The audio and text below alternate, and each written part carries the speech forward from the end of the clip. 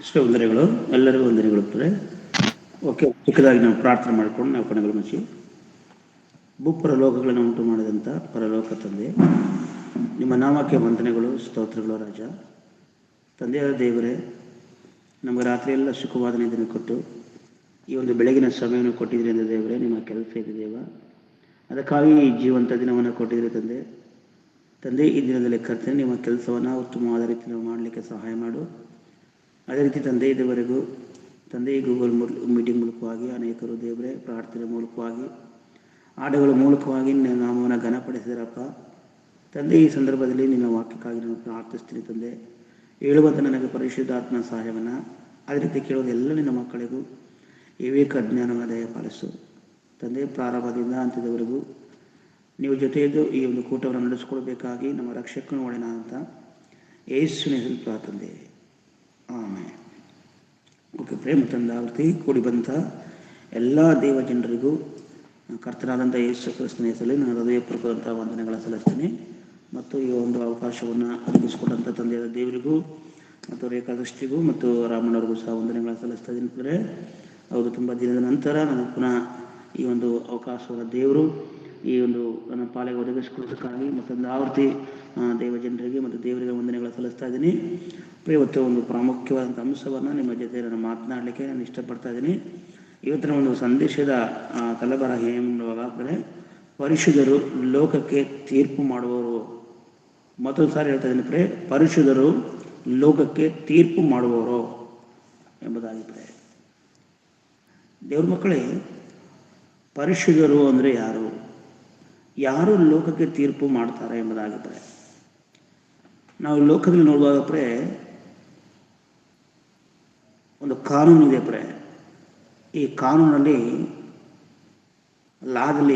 Lawyer ಇದ್ದಾರೆ, judge ಇದ್ದಾರೆ. ಇವರು ಒಬ್ಬ ಅಪರಾಧಿಯನ್ನು ನಿರಪರಾಧಿ ಅಥವಾ ಅವನು ಅಪರಾಧಿ ಅಂತ ಒಂದು ಕನ್ಫರ್ಮ್ ಮಾಡ್ಬೇಕಾದ್ರೆ ವಾದ ಮಾಡ್ತಾರೆ.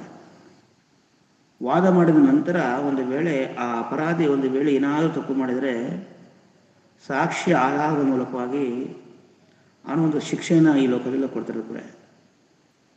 ಅಥವಾ ಏನು ತಪ್ಪು ಮಾಡಿಲ್ಲ ಅಂದರೆ ಆತನನ್ನು ಬಿಡುಗಡೆ ಮಾಡ್ತಾರೆ. ಯಾವ ಶಿಕ್ಷೆ ಇಲ್ಲದೆ ಅವನ ಬಿಡುಗಡೆ ಮಾಡಲಿಕ್ಕೆ ಕಾನೂನು ಅವಕಾಶ ಮಾಡ್ಕೊಳ್ತಿರ್ತಾರೆ.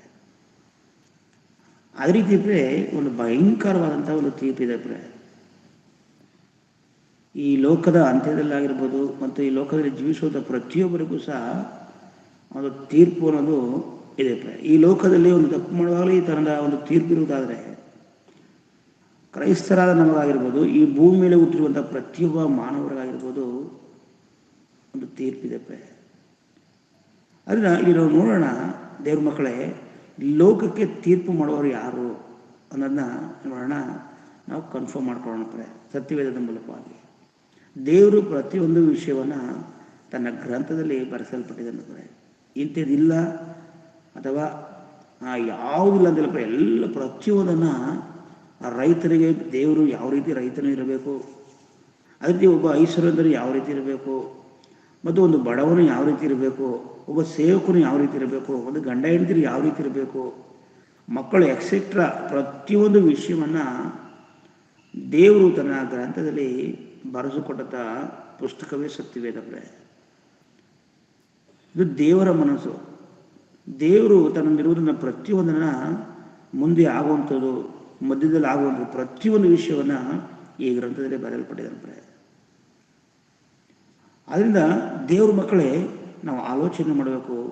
ಈ ಪರಿಶುದ್ಧರು ಲೋಕಕ್ಕೆ ತೀರ್ಪು ಮಾಡುವವರು ಎಂಬ ಒಂದು ಪ್ರಶ್ನಾರ್ಥಕ ಒಂದು ಚಿಹ್ನೆ ಇಟ್ಟುಕೊಂಡು ನಾವು ಇದರಲ್ಲಿ ಈ ಒಂದು ಸಂದೇಶದ ಕಡೆಗೆ ನಾವು ಹೋಗೋಣ.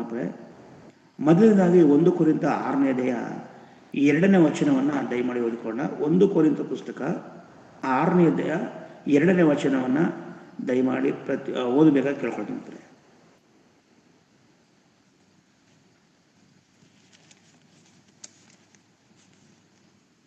ಕೊರಿಂಥ 1ನೇ ಅಧ್ಯಾಯ 6ನೇ ಅಧ್ಯಾಯ 1ನೇ ಕೊರಿಂಥ 6ನೇ ಅಧ್ಯಾಯ 2ನೇ ವಚನ. ದೇವಜನರು ಲೋಕಕ್ಕೆ ತೀರ್ಪು ಮಾಡುವರೆಂಬುದು ನಿಮಗೆ ತಿಳಿಯದು.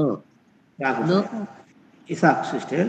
ನೋಡಿ, ದೇವ ಜನರು ಇಲ್ಲಿ ಪೌಲನು ಕೊರಿಂಥ ಸಭೆಗೆ ಬರೀತಾ ಇದ್ದಾರೆ, ದೇವ ಜನರು ಲೋಕಕ್ಕೆ ತೀರ್ಪು ಮಾಡುವರೆಂದು ನಿಮಗೆ ತಿಳಿಯೋದು. ಇಲ್ಲಿ ದೇವ ಜನರು ಲೋಕಕ್ಕೆ ತೀರ್ಪು ಮಾಡುವುದು ತಿಳಿಯೋದು. ನಾವು ಏನನ್ನು ತಿಳ್ಕೊಳ್ತೀವಿ ಅಂದರೆ ಪ್ರತಿಯೊಬ್ಬರು ಅನೇಕ ಸಭೆಯಲ್ಲಿರುವಂಥ ಕ್ರೈಸ್ತರಾಗಿರ್ಬೋದು, ಸಭಾಪಾಲಕರಾಗಿರ್ಬೋದು, ಈ ಭೂಮಿ ಮೇಲೆ ಜೀವಿಸುವಂಥ ಪ್ರತಿಯೊಬ್ಬ ಕ್ರೈಸ್ತನು ಏನು ತಿಳ್ಕೊಂಡಿದ್ದಾರೆ, ಸತ್ತ ನಂತರ ದೇವರ ಮುಂದೆ ನಿಂತುಕೊಳ್ತೀವಿ, ಆಗ ತೀರ್ಪಾಗ್ತದೆ ಎಂದು ತಿಳ್ಕೊಂಡಿದ್ದಾರೆ.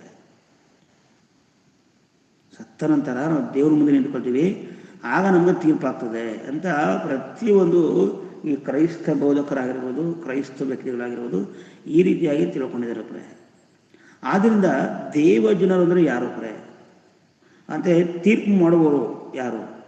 ಅದರಿಂದ ಮೊದಲನಾಗ ನಾವು ತಗೊಳ್ಳೋ ದೇವ ಜನರಂದ್ರೆ ಯಾರು, ದೇವ ಜನರಂದ್ರೆ ಯಾರು ಅಂತ ನೋಡಿಕೊಂಡ್ರೆ ಅದೇ ಒಂದು ಕೊರಿಂಥ 1ನೇ ಅಧ್ಯಾಯ 1ನೇ ವಚನ 2ನೇ ವಚನ ಓದಿಕೊಂಡ್ರೆ, 1 ಕೊರಿಂಥ 1ನೇ ಅಧ್ಯಾಯ 2ನೇ ವಚನವನ್ನು ಓದಿಕೊಳ್ಳೋಣ.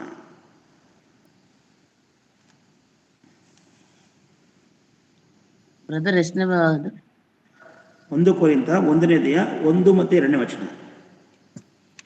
ದೇವರ ಚಿತ್ತದಿಂದ ಯೇಸು ಕ್ರಿಸ್ತನ ಅಪೊಸ್ತಲನಾಗುವುದಕ್ಕೆ ಕರೆಯಲ್ಪಟ್ಟ ಪೌಲನು ಸಹೋದರನಾದ ಸೊಸ್ಥೇನನು ಕೊರಿಂಥದಲ್ಲಿನ ದೇವರ ಸಭೆಗೆ, ಅಂದರೆ ಕ್ರಿಸ್ತೇಸುವಿನಲ್ಲಿ ಪ್ರತಿಷ್ಠಿತರು ದೇವಜನರಾಗುವುದಕ್ಕೆ ಕರೆಯಲ್ಪಟ್ಟವರು ಆಗಿರುವವರಿಗೆ ಮತ್ತು ನಮಗೂ ಸಮಸ್ತ ದೇವಜನರಿಗೂ ಕರ್ತನಾಗಿರುವ ಯೇಸು ಕ್ರಿಸ್ತನ ನಾಮಸ್ಮರಣೆಯನ್ನು ಮಾಡುವವರು ಎಲ್ಲಿದ್ದರೂ ಅವರೆಲ್ಲರಿಗೆ ಬರೆಯುವುದೇನೆಂದರೆ, ನಮ್ಮ ತಂದೆಯಾಗಿರುವ 2ನೇ ವಚನ ನೋಡುವಾಗ 2ನೇ ವಚನ ನೋಡುವಾಗ ಏನೇನಿದೆ, ಕೊರಿಂಥದಲ್ಲಿನ ದೇವಸಭೆಗೆ ಅಂದರೆ ಕ್ರಿಸ್ತ ಯೇಸುವಿನಲ್ಲಿ ಪ್ರತಿಷ್ಠರು ದೇವಜನರಾಗುವುದಕ್ಕೆ ಕರೆಯಲ್ಪಟ್ಟವರು, ದೇವಜನರಾಗುವುದಕ್ಕೆ ಕರೆಯಲ್ಪಟ್ಟರು. ಇಲ್ಲಿ ದೇವಜನರಾಗಿ ಕರೆಯಲ್ಪಟ್ಟವರು ಅವರು ಅಂದರೆ ಆತನ ಭಕ್ತರು, ದೇವರ ಭಕ್ತರು, ಪ್ರತಿಷ್ಠಿತರು. ಅಂದರೆ ದೇವರಿಂದ ಯಾರು ಭಕ್ತಿಯಾಗಿ ಜೀವಿಸ್ತಾ ಇದ್ದಾರೆ, ಸತ್ಯವೇದನ ಓದಿಕೊಂಡು ಪ್ರತಿನಿತ್ಯ ಪ್ರಾರ್ಥನೆ ಮಾಡಿಕೊಂಡು ವಾಕ್ಯದ ಪ್ರಕಾರ ಯಾರು ಜೀವಿಸ್ತಾರೆ ಅವರೇ ಭಕ್ತರು. ಇಲ್ಲಿ ನೋಡುವ ಆ ಸಭೆಯ ಜನರು ಯಾರು ಸಭೆಯಾಗಿ ಕೂಡಿ ಬರ್ತಾ ಇದ್ದಾರೆ ಪ್ರತಿದಿನ, ಅಥವಾ ಯಾರು ದೇವರಿಗಾಗಿ ಮೀಸಲಾಗಿದ್ದಾರೆ, ಪ್ರತಿದಿನ ದೇವರಲ್ಲಿ ಅನ್ಯೋನ್ಯ ತಿಳಿದರೆ ಅವರೇ ದೇವ ಜನರು. ಯಾವುದೋ ಒಂದು ಯಾವುದೋ ಒಂದು ಭಾನುವಾರ ಹೋಗಿ ವಾಕ್ಯವನ್ನು ಕೇಳ್ಕೊಂಡು ಬರೋರು ಅಂತವರಲ್ಲ, ಅಥವಾ ಯಾವುದೋ ಒಂದು ಟೈಮ್ ಹೋಗಿ ಚರ್ಚ್ಗೆ ಹೋಗುವಂಥವ್ರು ದೇವ ಜನರಲ್ಲ. ಪ್ರತಿದಿನ ಎವ್ರಿಡೇ ಯಾರು ದೇವರ ವಾಕ್ಯವನ್ನು ಕೇಳಿ ವಾಕ್ಯದ ಪ್ರಕಾರ ಜೀವಿಸ್ತಾ ಇದ್ರೋ, ಸಭೆಯಾಗಿ ಕೊಡ್ತಾ ಇರೋ ಅವರೇ ದೇವ ಜನರು ಮತ್ತು ದೇವರು ಪ್ರತಿಷ್ಠಿಸಲ್ಪಟ್ಟವರು. ಯಾಕಂದ್ರೆ ನಾವು ನೋಡ್ತೀವಿ 1 ಪೇತ್ರ 2ನೇ ಅಧ್ಯಾಯದಲ್ಲಿ 2:9 1 ಪೇತ್ರ ಪುಸ್ತಕ 2ನೇ ಅಧ್ಯಾಯ 9ನೇ ವಚನ, ನಮ್ಮೆಲ್ಲರಿಗೂ ಗೊತ್ತಿರುವಂಥ ವಚನ, ನಾವು ಯಾವಾಗಲೂ ಅದನ್ನು ಓದ್ತಾ ಇರ್ತೀವಿ ನೋಡಿ. 1 ಪೇತ್ರ 2ನೇ ಅಧ್ಯಾಯ 9ನೇ ವಚನವನ್ನ ದಯಮಾಡಿ ಓದೋಣಂತಾರೆ.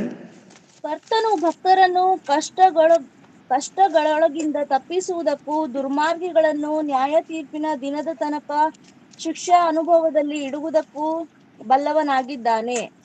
ಮುಖ್ಯವಾಗಿ ಒಂದು ನಿಮಿಷ ನೋಡಿ, 1 ಪೇತ್ರ 2ನೇ ಅಧ್ಯಾಯ 9ನೇ ವಚನ. ನಿಮ್ಮನ್ನು ಕರ್ತನೆಯಿಂದ ಕರೆದು ತನ್ನ ಆಶ್ಚರ್ಯಕರವಾದ ಬೆಳಕಿನಲ್ಲಿ ಸೇರಿಸಿದಾತನ ಗುಣಾತಿಶಯಗಳನ್ನು ಪ್ರಚಾರ ಮಾಡುವವರಾಗುವಂತೆ ದೇವರಾದುಕೊಂಡ ಜನಾಂಗವು, ರಾಜವಂಶಸ್ಥರಾದ ಯಾಜಕರು, ಮೀಸಲಾದ ಜನವು, ದೇವರ ಸ್ವಕೀಯ ಪ್ರಜೆಯೂ ಆಗಿದ್ದೀರಿ. ಇಲ್ಲಿ ಎಷ್ಟು ಅದ್ಭುತವಾಗಿ ದೇವರು ಬರೆಸ್ತದೆ ನಾವೆಲ್ಲರೂ ಓದಬೇಕು. ಯಾಕಂದರೆ ದೇವರು ಅದ್ಭುತವಾದ ರೀತಿ ನಮ್ಮೆಲ್ಲರನ್ನ ಭಾಳ, ನಾವು ಮೀಸಲಾದ ಜನಾಂಗವು ಅಂತ ಹೇಳ್ತಾರೆ. ಅಂದರೆ ಮೀಸಲು ಅಂದ್ರೆ ಒಂದು ಸಪ್ರೇಟ್ ಆದಂಥವಂಥವ್ರು, ನಾವು ಸಪ್ರೇಟ್ ಆದವರು. ದೇವರನ್ನು ನಂಬಿದಂಥ ಪ್ರತಿಯೊಬ್ಬ ಮಕ್ಕಳು ಯೇಸು ಕ್ರಿಸ್ತನ ಮೂಲಕವಾಗಿ ಆತನ ರಕ್ಷಣೆ ಮಾರ್ಗದಲ್ಲಿ ನಡೆಸುವಂಥವ್ರು, ಅಥವಾ ದೀಕ್ಷಾಸ್ನಾನವನ್ನು ಪಡೆದುಕೊಳ್ಳುವಂಥವರು, ದೇವ ಜನರಾಗಿ ಕೊಡುವಂಥವ್ರು ಮೀಸಲಾದ ಜನಾಂಗ ಅಂತ ಹೇಳಿದ್ರೆ ದೇವರ ಮಕ್ಕಳೇ. ಎಷ್ಟು ಅದ್ಭುತವಾಗಿ ಪೇತ್ರನ ಹೇಳಿದ್ರೆ, ನಾವು ಒಂದು ಕಾಲದಲ್ಲಿ ನಾವೆಲ್ಲರೂ ನಿಮ್ಮನ್ನು ಕತ್ತಲೆಯಿಂದ ಕರೆದು, ನಾವೆಲ್ಲರೂ ಸೈತಾನನ ಮುಷ್ಟಿಲಿದ್ದರೆ ಎಲ್ಲರೂ ಈ ಕತ್ತಲೆ ಲೋಕಕ್ಕೆ ಹೋಗುವಂಥ ಆ ಅವಕಾಶ ನಮಗಿತ್ತು. ಆದರೆ ಹೇಳಿದ್ರೆ ನಿಮ್ಮನ್ನು ಕತ್ತಳದಿಂದ ಕರೆದು ಸುವಾರ್ಥ ನಿಮಿತ್ತವಾಗಿರ್ಬೋದು ಅಥವಾ ಯಾವುದೋ ಒಂದು ಟ್ರ್ಯಾಕ್ಸ್ ಮೂಲಕ ಆಗಿರ್ಬೋದು, ಮತ್ತು ಯಾರೋ ಒಬ್ಬ ಜನರು ನಿಮಗೆ ಸುವಾರ್ತನ ಹೇಳೋದ್ರ ಮೂಲಕವಾಗಿರ್ಬೋದು, ನೀವು ಬೆಳಕಿಗೆ ಬಂದಿದ್ದೀರಿ. ಅಂದರೆ ಕ್ರಿಸ್ತನ ಬಳಿಗೆ ನೀವು ಬಂದಿದ್ದೀರಿ. ತನ್ನನ್ನು ಆಶ್ಚರ್ಯಕವಾದ ಬೆಳಕಲ್ಲಿ ಸರಿಸಿದಾದ ಗುಣಗಳನ್ನು ಪರಿಚಯ ಮಾಡೋದಕ್ಕಾಗುವಂತೆ ಕೊಂಡ ಜನಾಂಗವು, ರಾಜವಂಶರಾದ ಯಾಜಕರು, ಮೀಸಲಾದ ಜನವು, ದೇವರ ಸಖೆಯ ಪ್ರಜೆಗಳಾಗಿದ್ದೀರಿ. ಮೊದಲು ನೀವು ಪ್ರಜೆಯಾಗಿರಲಿಲ್ಲ, ಈಗ ದೇವರ ಪ್ರಜೆಯಾಗಿದ್ದೀರಿ. ಅಂದರೆ ಯಾರು ದೇವರ ಪ್ರಜೆಗಳಾಗಿದ್ದಾರೋ, ಯಾರು ಪ್ರತಿನಿತ್ಯವೂ ದೇವರನ್ನ ಸ್ಪರ್ಶಿಸ್ತಾ ಇದ್ದಾರೋ, ಯಾರು ಪ್ರತಿದಿನ ದೇವರ ಅನುಮತಿಯಲ್ಲಿ ನಡ್ಕೊಳ್ತಾ ಇದ್ದಾರೋ ಅವರೇ ದೇವ ಜನರು ಅಂತ ಹೇಳ್ತಿರ್ತಾರೆ. ಯಾಕಂದ್ರೆ ಇಂಥ ಒಂದು ಜನರ ಹೃದಯ ಏನಾಗಿದೆ ಅಂದ್ರೆ, ಇಲ್ಲಿ ಕೊರಿಂಥ ಸಭೆ ಬರೀತಾರೆ ಪೌಲನು. ಕೊರಿಂಥ 1 ಕೊರಿಂಥ 6ನೇ ಅಧ್ಯಾಯ 19ನೇ ವಚನ ಓದಿದ್ರೆ, 1 ಕೊರಿಂಥ 6ನೇ ಅಧ್ಯಾಯ 19ನೇ ವಚನದಲ್ಲಿ ಯಾರು ದೇವರು ಮೀಸಲಾಗಿ ಇಟ್ಟಿದಾರೋ ಅಂತ ಹೃದಯ ಆಗಿರ್ತಂದ್ರೆ ನೋಡಿ, ಓದೋಣ. ದೇವರಿಂದ ದೊರಕಿ ನಿಮ್ಮೊಳಗೆ ನೆಲೆಗೊಂಡಿರುವ ಪವಿತ್ರಾತ್ಮನಿಗೆ ನಿಮ್ಮ ದೇಹವು ಗರ್ಭಗುಡಿಯಾಗಿದೆ ಎಂಬುದು ನಿಮಗೆ ತಿಳಿಯದೋ? ನೀವು ನಿಮ್ಮ ಇಲ್ಲಿ ನೋಡಿ, ಎಷ್ಟು ಅದ್ಭುತವಾದ ರೀತಿಯಲ್ಲಿ ದೇವರು ಪೌಲನ ಮೂಲಕ ಬರೆಸಿದ್ರೆ, ಪವಿತ್ರಾತ್ಮನಿಗೆ ನಿಮ್ಮ ದೇಹವು ಗರ್ಭಗುಡಿ ಆಗಿದೆ ಅಂತ ಬರೆ. ಯಾರು ಪ್ರತಿನಿತ್ಯ ದೇವರ ವಾಕ್ಯಗಳನ್ನು ಕೇಳ್ತಾ ಇದ್ದಾರೋ, ದೇವರ ಅನುಮತಿಯಲ್ಲಿ ಹೋಗ್ತಾ ಇದ್ದಾರೋ, ದೇವರ ಸವಾಸದಲ್ಲಿದ್ದಾರೋ ಅವರ ಹೃದಯ ದಿನೇ ದಿನೇ ಅದು ದೇವರ ಗುಡಿಯಾಗಿ ಮಾರ್ಪಡ್ತದೆ. ಗರ್ಭಗುಡಿ ಅಂತ ಹೇಳಿದ್ರೆ ಅದು ಪರಿಶುದ್ಧವಾದ ಸ್ಥಳ, ಮಹಾಪರಿಶುದ್ಧವಾದ ಸ್ಥಳ. ಅಲ್ಲಿ ದೇವರು ತಂಗುವಂಥ ಸ್ಥಳ, ದೇವರು ವಾಸ ಮಾಡುವಂಥ ಸ್ಥಳ. ಅದಕ್ಕೆ ಹೇಳ್ದ ದೇವ್ರ ವಾಕ್ಯ, ನೀವು ದೇವರಾಲಯವು. ಯಾವನಾದ್ರೂ ದೇವಾಲಯವನ್ನ ಕೇಳಿದ್ರೆ ನಾನು ಅವನನ್ನು ಕೇಳಿಸ್ತೀನಿ ಅಂತ ಹೇಳ್ತದೆ ದೇವ್ರ ಮಕ್ಕಳೇ. ದೇವರ ಗರ್ಭಗುಡಿ, ದೇವ ಜನರು, ಬೇರೆ ಯಾರು ಅಲ್ಲ. ವಾಕ್ಯದ ಪ್ರಕಾರ ಯಾರಿದ್ದಾರೋ ಅವರೇ ದೇವ ಜನರು. ಯಾರು ವಾಕ್ಯದ ಪ್ರಕಾರ ನಡೀತಾ ಇದ್ದಾರೋ ಅವರೇ ದೇವ ಜನರು. ಏನು ಹೆಸರನ್ನು ಬದಲಾಯಿಸ್ಕೊಂಡ್ರು ಕ್ರೈಸ್ತರಲ್ಲ. ಪೀಟ್ರು, ಥಾಮಸ್ಸು, ಅಬ್ರಾಮು ಅಂತ ಹೆಸರಿಟ್ಕೊಂಡಿದ್ದಾರಲ್ಲ ಅವರೆಲ್ಲ ಕ್ರೈಸ್ತರು. ಅವರೆಲ್ಲ ದೇವಜನರು. ಯಾರು ದೇವರ ವಾಕ್ಯದ ಪ್ರಕಾರ ಜೀವಿಸ್ತಾ ಇದ್ದಾರೋ ಅವರು ದೇವ ಜನರು ಎಂಬುದಾಗಿ ನಾವು ತಿಳ್ಕೊಳ್ಬೇಕು. ಮತ್ತೆ ದೇವಜನರು ಯಾವಾಗ ತೀರ್ಪು ಮಾಡ್ತಾರೆ ನೋಡಿ, ತೀರ್ಪು ಮಾಡುವಂಥ ಅಧಿಕಾರವನ್ನ ದೇವರು ದೇವ ಜನರಿಗೆ ಕೊಟ್ಟಿದ್ದಾನೆ. ದೇವರನ್ನ ಆರಾಧಿಸುವಂಥ ಜನರಿಗೆ ಕೊಟ್ಟಿದ್ದಾನೆ. ದೇವರ ವಾಕ್ಯದ ಪ್ರಕಾರ ನಡೆಯುವಂಥವ್ರಿಗೆ ಈ ತೀರ್ಪುವನ್ನು ದೇವರು ಕೊಟ್ಟಿದ್ದಾನೆ. ಯಾವ ರೀತಿ ನ್ಯಾಯಾಧಿಪತಿ ಒಬ್ಬ ಜಡ್ಜು ತೀರ್ಪು ಮಾಡ್ತಾನೋ ಅಂತ ಅಧಿಕಾರವನ್ನು ದೇವರು ತಾನು ಮೀಸಲಾದ ಜನಾಂಗಕ್ಕೆ ಮತ್ತು ಪ್ರತಿಷ್ಠಿಸಲ್ಪಟ್ಟ ಜನಾಂಗಕ್ಕೆ ಈ ಒಂದು ಅಧಿಕಾರವನ್ನು ದೇವರು ಕೊಟ್ಟಿದ್ದಾರೆ ದೇವಜನರಿಗೆ. ಯಾಕಂದ್ರೆ ಇವರೇ ದೇವಜನರು ಯಾವಾಗ ತೀರ್ಪು ಮಾಡ್ತಾರೆ? ಸತ್ತ ನಂತರವೋ ಅಥವಾ ಬದುಕಿರುವಾಗಲೋ? ಅನೇಕರು ತಿಳ್ಕೊಂಡಿದ್ದಾರೆ, ನಾವು ಸತ್ತಾದಾಗ ಎಲ್ಲರೂ ನಾವು ದೇವರ ಮುಂದೆ ನಿಂತ್ಕೊಳ್ತೀವಿ, ಆಗ ದೇವರು ಒಬ್ಬೊಬ್ರಿಗೆ ತೀರ್ಪು ಮಾಡ್ಕೊಳ್ತಾರೆ ಅಂತ ಅನೇಕರು ಇವತ್ತು ತಿಳ್ಕೊಂಡಿರೋದು. 1000 ವರ್ಷ ಈ ಭೂಮಿ ಮೇಲೆ ಬರ್ತದೆ, ಆಗ ನಾವು ಈ ಭೂಮಿಯಲ್ಲಿ ಆಳ್ವಿಕೆ ಮಾಡ್ತೀವಿ ಕ್ರಿಸ್ತನೊಂದಿಗೆ. ಮಧ್ಯ ಆಕಾಶದಲ್ಲಿ ಯೇಸು ಕ್ರಿಸ್ತರು ಬರ್ತಾರೆ. ಟೋಟಲಿ ಎಲ್ಲವೂ ಕನ್ಫ್ಯೂಸ್ ಆಗಿ ಈ ಭೂಮಿಯಲ್ಲಿ ಸೈತಾನನು ಎಲ್ಲರನ್ನ ನುಂಗುಬಿಟ್ಟಿದ್ದಾನೆ. ಅಂದರೆ ನನ್ನನ್ನು ದೇವರು ಪ್ರತಿಷ್ಠಿಸಲ್ಪಟ್ಟು ಪ್ರತಿನಿತ್ಯ ಒಂದು ಸುಂದರವಾದಂಥ ವಾಕ್ಯದ ಮೂಲಕ ನಮ್ಮನ್ನು ನಡೆಸ್ತಾ ಇದ್ದಾನೆ. ಅನೇಕ ದೇವ ಮಕ್ಕಳ ಮೂಲಕವಾಗಿ ನಾವೆಷ್ಟು ಭಾಗ್ಯವಂತರು, ನಾವೆಷ್ಟು ಧನ್ಯರು ಅನ್ನೋದನ್ನ ನಿಜವಾಗಲೂ ಈ ಒಂದು ಟೀಮ್ ಮೂಲಕ ನಾವು ನೋಡ್ಕೋಬೇಕಾಗ್ತದೆ. ಯಾಕಂದ್ರೆ ಪ್ರತಿನಿತ್ಯ ದೇವರ ವಾಕ್ಯವನ್ನು ಪ್ರತಿಯೊಬ್ಬರೂ ಅರ್ಥಗರ್ಭಿತವಾಗಿ ನಾವು ಬೋಧಿಸುವುದು ನಾವು ನೋಡ್ತಾ ಇದ್ದೀವಿ. ಅದರಿಂದ ದೇವಜನರು ಯಾವಾಗ ತೀರ್ಪು ಮಾಡ್ತಾರೆ ಅಂತ ನಾವು ನೋಡ್ಕೊಳ್ಳೋಣ. ಯೋಹಾನ 12ನೇ ಅಧ್ಯಾಯ 31ನೇ ವಚನ. ಯೋಹಾನನ ಬರೆಸುವ ವಾರ್ತೆ 12ನೇ ಅಧ್ಯಾಯ 31ನೇ ವಚನವನ್ನ ದಯಮಾಡಿ ಓದಿಕೊಳ್ಳೋಣ.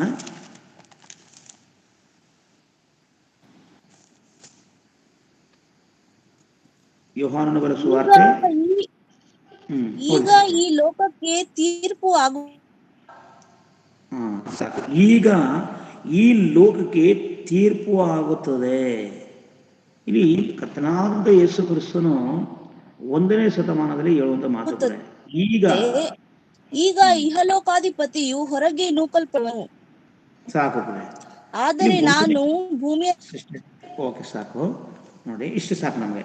31ನೇ ವಚನದಲ್ಲಿ ಈಗ ಈ ಲೋಕಕ್ಕೆ ತೀರ್ಪು ಆಗುತ್ತದೆ, ಈಗ ಈ ಲೋಕಕ್ಕೆ ತೀರ್ಪು ಆಗ್ತದೆ ಅಂದ್ರೆ 1ನೇ ಶತಮಾನದಲ್ಲಿ ಶತಪುರುಷನಾದಂಥ ಯೇಸು ಕ್ರಿಸ್ತನು ಹೇಳುವಂಥ ಮಾತಾಡ್ಬಿಟ್ರೆ ಅರ್ಥ ಮಾಡ್ಕೊಳಿಬ್ರೆ.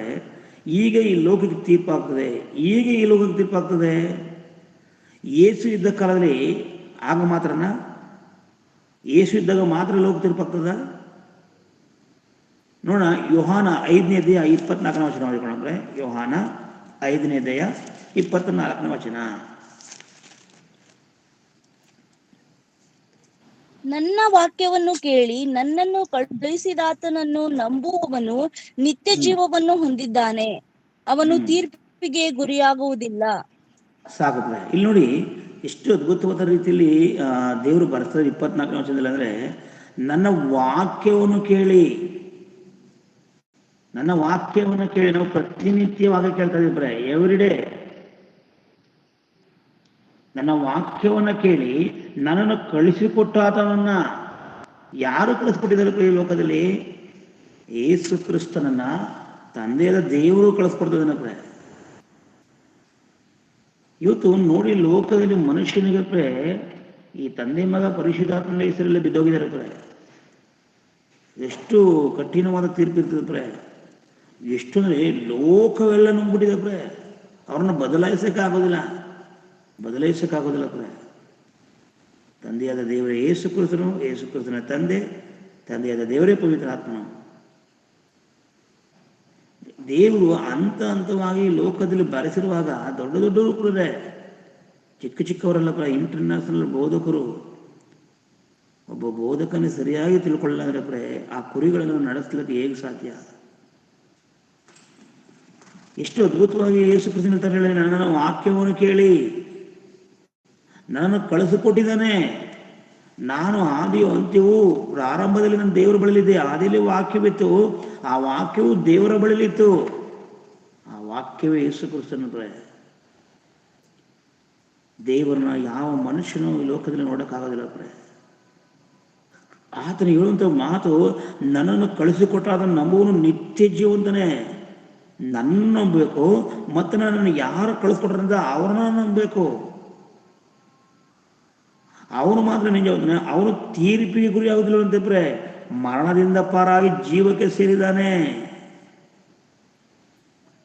ಅಂದ್ರೆ ಈ ವಾಕ್ಯವನ್ನು ಕೇಳಿ ಯಾವಾಗ ನಾವು ತಂದೆಯ ದೇವರನ್ನು ನಂಬುತ್ತೀವಿ, ಯೇಸು ಕ್ರಿಸ್ತನನ್ನು ನಂಬುತ್ತೀವಿ, ಅವಾಗ ಅವನಿಗೆ ಏನಾಗ್ತದೆ? ತೀರ್ಪಾಗೋದಿಲ್ಲ ಅಂತಂದ್ರೆ.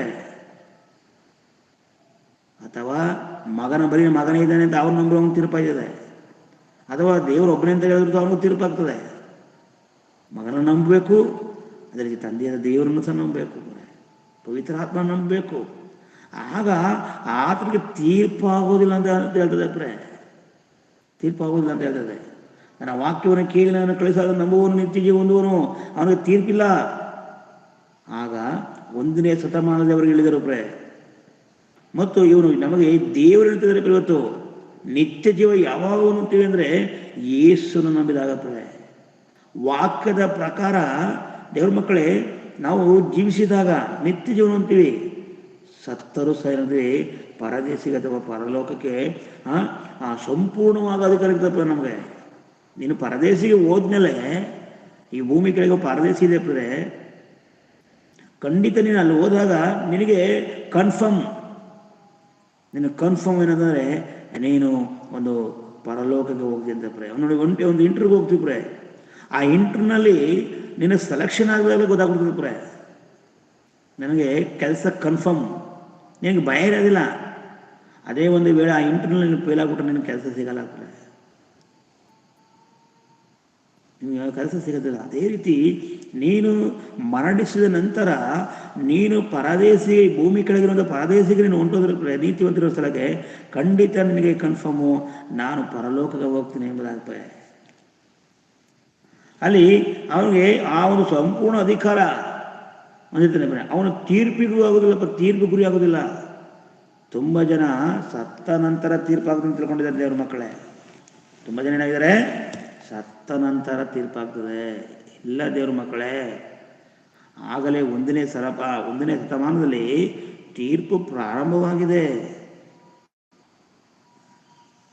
ಅದರಿಂದ ನೋಡಿ, ಧನವಂತನಿದ್ದಾನಲ್ಲ ಬರೇ ನಮ್ಮೆಲ್ಲರಿಗೂ ಸಹ, ಲಾಜರನು ಮತ್ತು ಧನವಂತನು, ಅವನಿಗೆ ಈ ಲೋಕದಲ್ಲಿ ಏನಾಗಿದ್ದಾನೆ, ಅವನು ಸರಿಯಾಗಿ ಜೀವಿಸ್ತಿದ್ರಿಂದ ಅವನಿಗೆ ಆಗಲೇ ತೀರ್ಪಾಗ್ಬಿಟ್ಟಿದೆ.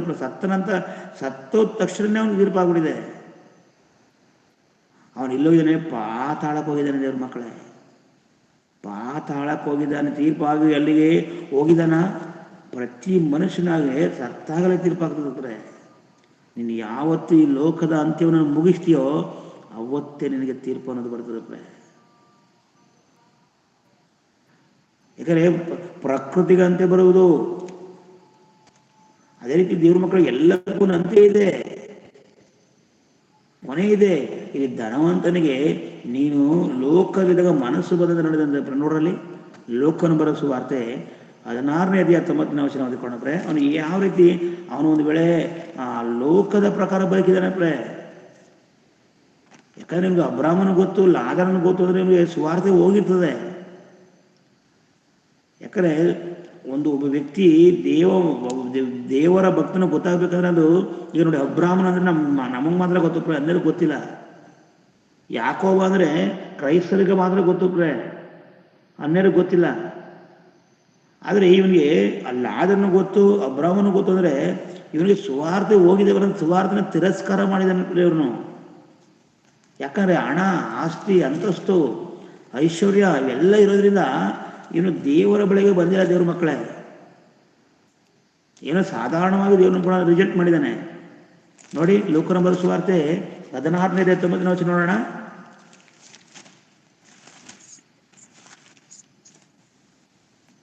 ಐಶ್ವರ್ಯವಂತನಾದ ಒಬ್ಬ ಮನುಷ್ಯನಿದ್ದನು. ಅವನು ಸಕಲಾತಿ ನಯವಾದ ನಾರುಮಡಿ ಮುಂತಾದ ವಸ್ತ್ರಗಳನ್ನು ಧರಿಸಿಕೊಂಡು ಪ್ರತಿದಿನವೂ ವೈಭವದೊಡನೆ ಸುಖ ಸಂತೋಷ ಪಡುತ್ತಿದ್ದನು. ನೋಡಿ, ಸಾಕುತ್ತದೆ. ಇಲ್ಲಿ ಈ ಒಂದು ಧನವಂತನ ಬಗ್ಗೆ ಕುರಿತು ಏನೋ ಒಂದು ವ್ಯಭಿಚಾರ ಮಾಡ್ದ, ಕಳ್ತನ ಮಾಡ್ದ, ಮೋಸ ಮಾಡ್ದ ಅಂತ ಬರೆಯಲ್ಪಟ್ಟಿಲ್ಲ. ಇವನು ಏನು ಮಾಡಿದಾನೆ, ಪ್ರತಿದಿನ ವೈಭವದೊಡನೆ ಸುಖ ಸಂತೋಷ ಪಡುತ್ತಿದ್ದಾನೆ. ಅಂದರೆ ವಾಕ್ಯದ ಪ್ರಕಾರ ಇವನು ಬದುಕಿಲ್ಲ. ಇವತ್ತು ಅನೇಕರು ನಾವು ನೋಡ್ತೀವಿ, ಸಭೆ ಹೋಗ್ತಾರೆ, ಅವ್ರಿಗೆ ಒಳ್ಳೆ ಕಾರು, ಅಂತಸ್ತು, ಮನೆ, ಬಂಗ್ಲೆ ಎಲ್ಲ ಇರ್ತದೆ. ಯಾವಾಗಲೂ ಸಂತೋಷವಾಗಿರ್ತಾರೆ. ಲೋಕದ ಪ್ರಕಾರ ಬದುಕ್ತಾ ಇರ್ತಾರೆ, ಲೋಕದಲ್ಲಿ ಜೀವಿಸ್ತಾ ಇರ್ತಾರೆ, ಲೋಕದ ಜನರು ಮಾಡೋ ಎಲ್ಲ ಕಾರ್ಯಗಳನ್ನು ಮಾಡ್ತಾರೆ. ಅವ್ರಿಗೆ ಯಾವುದೇ ರೀತಿ ಈ ಭೂಮಿಲಿ ಕಷ್ಟ ಅನ್ನೋದು ಇರಲಿಲ್ಲ ಜಾಸ್ತಿ ಅವ್ರಿಗೆ. ಅದೇ ಒಂದು ಸ್ವಲ್ಪ ದೇವರು ನಂಬಿಗಸ್ತರಾಗಿ ಹೋಗ್ತಾ ಇರೋ ಪ್ರತಿನಿತ್ಯ ಕಷ್ಟಗಳು ನಿನ್ನನ್ನು ಬರ್ತಾ ಇರ್ತವೆ. ಹಣದ ಕೊರತೆ, ಸಮಸ್ಯೆಗಳ ಮೇಲೆ ಸಮಸ್ಯೆಗಳು ಬರ್ತಾ ಇರ್ತವೆ. ಆದರೆ ನೋಡಿ, ಇಲ್ಲಿ ಈ ಕೆಲವು ವ್ಯಕ್ತಿಗಳಿಗೆ ಏನು ಬರೋದಿಲ್ಲ, ಎಲ್ಲ ದೊಡ್ಡ ದೊಡ್ಡ ಬಂಗ್ಲೆ ಕಟ್ಕೊಂಡು ಒಳ್ಳೆ ನಿಶ್ಚಯಾಗಿರ್ತಾರೆ. ಆದರೆ ವಾಕ್ಯದ ಪ್ರಕಾರ ಅವರು ಬದುಕ್ತಾರೆ ಅಲ್ಲ. ವಾಕ್ಯದ ಪ್ರಕಾರ ಏನೋ ಭಾನುವಾರ ಹೋಗ್ಬೇಕು, ಹೋದ್ರೂ ಓದರಿಲ್ಲ. ಇಲ್ಲಿ ಈ ರೀತಿ ಇರುವಂಥ ಸಂದರ್ಭದಲ್ಲಿ ಇವನು ಏನಾಗಿದೆ ದೇವ್ರ ಮಕ್ಕಳಂದ್ರೆ, ಅವನಿಗೆ ಸುಖ ಸಂತೋಷ ಪಡೆದಾನೆ, ಆಗಲೇ ಅವನಿಗೆ ತೀರ್ಪಾಗಿದೆ. ಸಡನ್ ಆಗಿ ಏನಾಗಿದೆ, ಅವನಿಗೆ ತೀರ್ಪಾಗಿದೆ ದೇವ್ರ ಮಕ್ಕಳೇ. ಯಾಕಂದ್ರೆ ಅವನು ಲೋಕದಿಂದ ಮನಸ್ಸು ಬಂದಂತೆ ಜೀವಿಸಿದ್ದಾನೆ. ಅದರಿಂದ ನಾವು ಸರಿಯಾಗಿ ಬದಲಾಗಿ ಜೀವಿಸಬೇಕು. ನೀನು ಸಾಯುವ ತನಕ ದೇವರು ಇದ್ದಾನಂತ ಇದನ್ನ ಬದಲಾಗ್ತಾನೆ ಅಂತ ಕಾಯ್ತಿದ್ದಾನೆ ದೇವರು. ನಿನಗೆ ಮರಣದ ಕೊನೆಗಂಟು ಸಹ ದೇವರು ಬದಲಾಗ್ತಾನೆ ಚಾನ್ಸ್ ಇದೆ. ನೀನು ಸಾಯಗಂಟು ಈ ಭೂಮಿಲಿ ನೀನು ಒಂದು ವೇಳೆ ಕೊನೆ ಕ್ಷಣದಲ್ಲಿ ಬದಲಾಗುವಂಥ ಚಾನ್ಸ್ ಇದೆ. ನೋಡಿ, ಆ ಒಂದು ಕಳ್ಳನ ಕೊನೆಯ ಕ್ಷಣದಲ್ಲಿ ಬದಲಾಗ್ತಾರೆ. ನೀನು ಬರುವಾಗ ನಿನ್ನ ರಾಜ್ಯವನ್ನು ಪಡೆದು ನಾನು ನೆನೆಸ್ಕೊಂಡಾಗ ಯೇಸು ಕ್ರಿಸ್ತನು ಇವತ್ತಿನ ಪರದೇಶದಲ್ಲಿ ಅಂತ ಹೇಳಿದ್ರು. ದೇವರು ಕೊನೆಯ ಗಂಟೆ, ನೀನು ಮರಣದ ಕೊನೆಯ ಗಂಟೆ ವೆಯ್ಟ್ ಮಾಡ್ತಿರ್ತಾರೆ. ಇವತ್ತು ಬದಲಾಗ್ತಾನೆ, ನಾಳೆ ಬದಲಾಗ್ತಾನೆ. ಯಾವ್ದಾರ ಒಂದು ಸತ್ಯವಾದ ಸುವಾರ್ತೆ ಹೋಗದಂತ ದೇವರು ಪ್ರತಿಯೊಬ್ಬ ಜನರಿಗೆ ಒಂದು ಅವಕಾಶವನ್ನು ಕೊಡ್ತಾರೆ. ಈ ನೀರಲ್ಲಿ ಕೆಲವು ಟೈಮಿಗೆ ಸಾಯುವಂಥ ಸಂದರ್ಭದಲ್ಲಿ ಕೆಲವರು ನೀರಿಗೆ ಬೀಳ್ತಾರೆ. ಆ ನೀರು ಏನಾಗ್ತದಂತೆ, 3 ಸಾರಿ ಅವನಿಗೆ ಚಾನ್ಸ್ ಕೊಡ್ತಂತೆ. 3 ಸಾರಿ ಚಾನ್ಸ್ ಕೊಡ್ತದೆ. ದೇವರು ಅಷ್ಟು ನಮ್ಮ ಜೀವಿತ ರೀತಿಯಲ್ಲಿ 3 ಅವಕಾಶ ಕೊಡ್ತಾರೆ. ಒಂದು ಸ್ಟೋರಿ ಈ ರೀತಿ ಇರ್ತದೆ, ಒಂದು ಆತ್ಮಿಕವಾದಂಥ ನಿಮಗೆ ಅದು ಒಂದು ಅನುಕೂಲವಾಗುತ್ತೆ. ಅದನ್ನೇ ಒಂದು ಸಾರಿ ಒಂದು ದೊಡ್ಡ ಗ್ರಾಮ ಆ ಗ್ರಾಮದಲ್ಲಿ ದೇವ್ರು ನಂಬಿದ ಒಬ್ಬ ವ್ಯಕ್ತಿ ಇದ್ದಾನೆ. ಅಂದರೆ ಸಾಧಾರಣವಾಗಿ ಒಬ್ಬ ದೇವ್ರು ನಂಬಿರುವಂಥ ವ್ಯಕ್ತಿ, ದೇವ್ರ ಮೇಲೆ ವಿಶ್ವಾಸ. ಅಂದರೆ ಆ ಮಳೆ ಆ ಒಂದು ಊರಿನಲ್ಲಿ ಭಯಂಕರವಾದ ಚಂಡಮಾರುತ ಬಂದು ಭಯಂಕರವಾಗಿ ಮಳೆ ಮೂಲಕ, ಸುನಾಮಿ ಮೂಲಕ ಆ ಊರೆಲ್ಲ ಉಳಿತಾ ಇರುವಂಥ ಸಂದರ್ಭದಲ್ಲಿ ಅಲ್ಲಿ ಅನೌನ್ಸ್ಮೆಂಟ್ ಮಾಡಿದ ಸರ್ಕಾರ, ದಯಮಾಡಿ ಇನ್ನು 24 ಗಂಟೆಗಳಲ್ಲಿ ನೀವು ಈ ಊರನ್ನು ಖಾಲಿ ಮಾಡಬೇಕು. ಭಯಂಕರವಾದಂಥ ಚಂಡಮಾರುತದ ಮೂಲಕವಾಗಿ, ಸುನಾಮಿ ಮೂಲಕವಾಗಿ ಇಡೀ ಗ್ರಾಮದಲ್ಲಿ ಅಪಾಯ ಬರ್ತದ್ರಿಂದ ದಯಮಾಡಿ ನೀವು ಸ್ಥಳಾಂತರವಾಗಿ ಬೇರೆ ಕಡೆ ಹೋಗಿ ಅಂತ ಅನೌನ್ಸ್ಮೆಂಟ್ ಇದೆ. ಸರಿ, ಎಲ್ಲ ಜನರು ಹೌದು ಅಂದ್ಬಿಟ್ಟು ಅವ್ರು ಹೋಗ್ತಾರೆ ಬೇರೆ ಬೇರೆ ಕಡೆ. ಅಲ್ಲಿ ದೇವರ ಮೇಲೆ ಒಬ್ಬ ವ್ಯಕ್ತಿ ಭರವಸೆ ಇಟ್ಟಿದ್ದವನು, ಅವನು ಹೋಗೋದಿಲ್ಲ. ನನಗೆ ನಂಬಿಕೆ ಇದೆ ಅಂತ ನೋಡುವಾಗ ಫಸ್ಟ್ ಸಾರಿ ಅವನ್ನ ಬಂದು ಹೋಗ್ತಾರೆ ಅಲ್ಲಿರುವಂಥ ಸರ್ಕಾರದವರು, ನೀನು ಬಂದ್ಬಿಡ, ಅವನು ಬರಲ್ಲ, ನನಗೆ ದೇವ್ರ ಮೇಲೆ ವಿಶ್ವಾಸ ಇದೆ. ಹೀಗೆ ಆ ಮಳೆ ಪ್ರಾರಂಭವಾಗ್ತದೆ, ಭಯಂಕರವಾದಂಥ ಬಿರುಗಾಳಿ ಪ್ರಾರಂಭವಾಗ್ತದೆ. ಲಾಸ್ಟ್ ಇವನು ಏನು ಮಾಡ್ತಾನೆ, ಒಂದು ಮರದ ಮೇಲೆ ಕೂದೋದನ್ನ ದೇವ್ರು ನನ್ನ ಕಾಪಾಡ್ತಾರಂತ. ಕೊನೆಗೆ ಒಂದು ಹಡಗು ಬರ್ತದೆ. ಫಸ್ಟ್ ಸಾರಿ ಜನರು ಬಂದು ಕರೀತಾರೆ, ಅವನು ಹೋಗ್ತಾ ಇಲ್ಲ, ಎಚ್ಚರಿಸ್ತಾ ಇದ್ದಾರೆ. 2ನೇ ಸಾರಿ ಒಂದು ಹಡಗು ಬರ್ತದೆ. ಹಡಗು ಒಂದು ದಯಮಾಡಿ ಬಾ, ಕ್ಷಣದಲ್ಲಿ ಇದ್ದೀವಿ, ನಾವು ಬಂದ್ಬಿಡು, ಹಡಗಕ್ಕೆ ಕೂತ್ಕೋ, ನಾವು ಆ ದಡವನ್ನು ತಲುಪಿಸ್ತೀವಿ, ಇದರ ಪ್ರಾಣಕ್ಕೆ ಅಪಾಯ ಅಂದರೆ ಇಲ್ಲ, ನಾನು ಬರಲ್ಲ, ನಾನು ದೇವ್ರು ಕಾಪಾಡ್ತಾನೆ ಅಂತ. 3ನೇ ಸಾರಿ ದೇವರು ಏನು ಮಾಡಿದ್ರೆ ಅವನಿಗೆ ಒಂದು ಹೆಲಿಕಾಪ್ಟರ್ನ ಕಳಿಸ್ತಾರೆ. ಆ ಹೆಲಿಕಾಪ್ಟರಿಂದ ದಯಮಾಡಿ ಬಂದ್ಬಿಡು ಅಂದಾಗ ಬರೋದಿಲ್ಲ. ಕೊನೆಗೆ ಅದು ಏನು ಪ್ರಯತ್ನ ಮಾಡಿದ್ರು ಇವನು ಬರಲ್ಲ. ಕೊನೆಗೆ ಅವನು ಅದರಲ್ಲಿ ನೀರಲ್ಲಿ ಮುಳುಗಿ ಕೊನೆಗೆ ಮರ ಬಿದ್ದೋಗಿ ಅವನು ಮರಣಿಸ್ತಾನೆ. ಅವನು ಹೋಗಿ ದೇವ್ರ ಹತ್ರ ಕೇಳ್ತಾನೆ, ದೇವ್ರೇ, ಏನು ದೇವ್ರೇ, ನಾನು ನಿನ್ನ ದೇವ್ರೇ ಅಂತ ಅಗಲವರಾದ್ರೆ ಹೇಳ್ತಾ ಇದ್ದೀನಿ, ನೀನು ನನ್ನ ಕಾಪಾಡೋಕ್ಕೆ ಬರಲಿಲ್ಲ ಅಂತ ಅವನು ದೇವ್ರ ಹತ್ರ ಕೇಳ್ತಿದ್ದಾನೆ. ಆಗ ದೇವರಲ್ಲಿ, ನಿನ್ನ ನಿನಗೆ 3 ಸಾರಿ ನಾನು ಅವಕಾಶ ಕೊಟ್ಟೆ. 1ನೇ ಸಾರಿ ಮನುಷ್ಯರ ಮೂಲಕ ಬಂದೇವು ನಿನ್ನನ್ನು ಎಚ್ಚರಿಸಿದೆ. 2ನೇ ಸಾರಿ ನಾನು ನಿನಗೆ ಹಡಗನ್ನ ಕಳಿಸ್ಕೊಟ್ಟೆ. 3ನೇ ಸಾರಿ ನಿನಗೆ ಹೆಲಿಕಾಪ್ಟರ್ನ ಕಳಿಸ್ಕೊಟ್ಟೆ. ಆದರೆ ನೀನು ನಂಬಲಿಲ್ಲ. ನೋಡಿ, ದೇವರೇ ಬರೋದಿಲ್ಲ, ದೇವರು ಮನುಷ್ಯನಾಗಿ ಬರ್ತಾನೆ. ಅದೇ ರೀತಿ ನಮಗೆ ಯಾರೋ ಮೂಲಕ, ಜನರ ಮೂಲಕ ನಮಗೆ ಸುವಾರ್ತೆ ತಲುಪಿದೆ. ಅದನ್ನು ನಾವು ಖಂಡಿತವಾಗಿ ನಾವು ಏನ್ಬೇಕು, ಎಕ್ಸ್ಪೆಕ್ಟ್ ಮಾಡಬೇಕು. ತಿರಸ್ಕಾರ ಮಾಡಿದ್ರೆ ಖಂಡಿತ ಒಂದು ನನಗೆ ತೀರ್ಪಾಗಿ ನೀನು ನರಕ ಹೋಗ್ತಿದ್ರೆ. ಆದರೆ ದೇವ್ರ ಮಕ್ಕಳ ಇಲ್ಲಿ ಈ ಒಂದು ವ್ಯಕ್ತಿಗೆ ಸುವಾರ್ತೆ ಬಂದರೂ ಸಹ ನಂಬಿಲ್ಲ. ದೇವರು ಕೊನೆಯ ತನಕ ಕಾಯ್ದಾನೆ. ದೇವರು ಚಾನ್ಸ್ ಕೊಡ್ತಾನೆ ನಮಗೆ. ಅದರಲ್ಲಿ ಬದಲಾದ್ರೆ ನಾವು ನಮಗೆ ತೀರ್ಪಾಗೋದಿಲ್ಲ, ಆದರೆ ನಮಗೆ ತೀರ್ಪಾಗೋಗ್ತದೆ. ಆದ್ದರಿಂದ ನಾವು ಭಕ್ತಿಯಿಂದ ನಡ್ಕೊಳ್ಬೇಕು. ಆ ಭಕ್ತಿಯಿಂದ ಯಾರು ನಡ್ಕೊಳ್ಳೋ ನಮಗೆ ತೀರ್ಪಾಗೋದಿಲ್ಲ. ಸತ್ತರೆ ಲಾಜರನ್ನು ನೀತಿವಂತರ ಸ್ಥಳಕ್ಕೆ ಹೋಗ್ತೀವಿ.